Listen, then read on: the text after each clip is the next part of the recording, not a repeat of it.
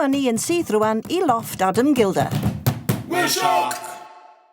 Helo, neu fel rydyn ni'n dweud yng Nghymru, yababa he, yababa do he. Un o'r rhinweddau properties gwych sydd gan yr iaith Cymraeg yw ei bod yn cynnwys llythrennau, letters, sy'n creu swnod. Fy hoff un o'r rhain yw ch.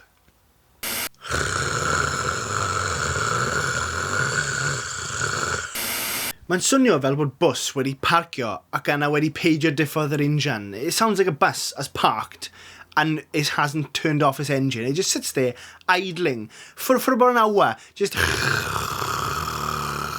and I'm meant to go back to sleep when that's happening. I can't get back to sleep. Sut allai I gysgu? How can I go back to sleep when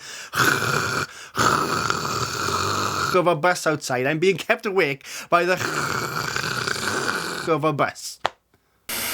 Felly heddiw dwi am adennill, I want to reclaim the ch.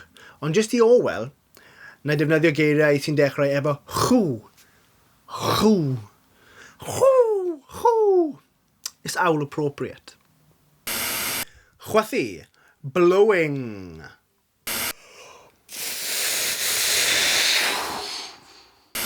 Chwipio. Whipping. Orwell beth? Beth? Ah! Chwarae, playing.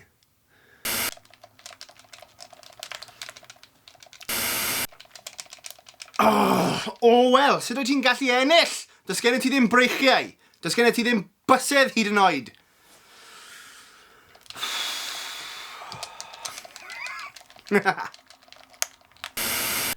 Chwyldro, revolution. Anffodus, wnaeth Orwell ddim dechrau chwyldro. Luckily, Orwell didn't start a revolution, as that would have made very boring watching. Very, very, very cute, yes, but boring.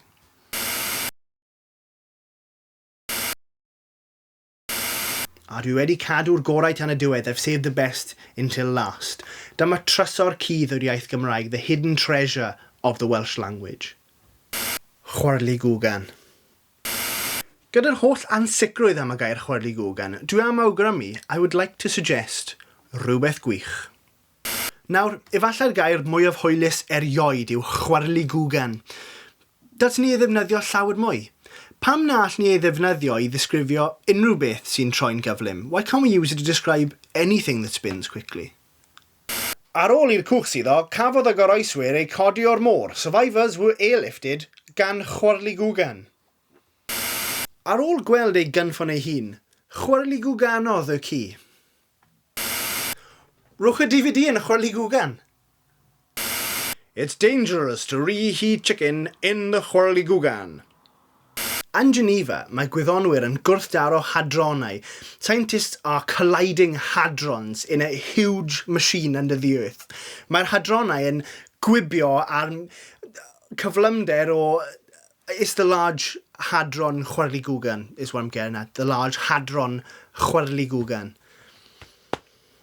Okay, I'm sorry, I'll stop. We're shocked!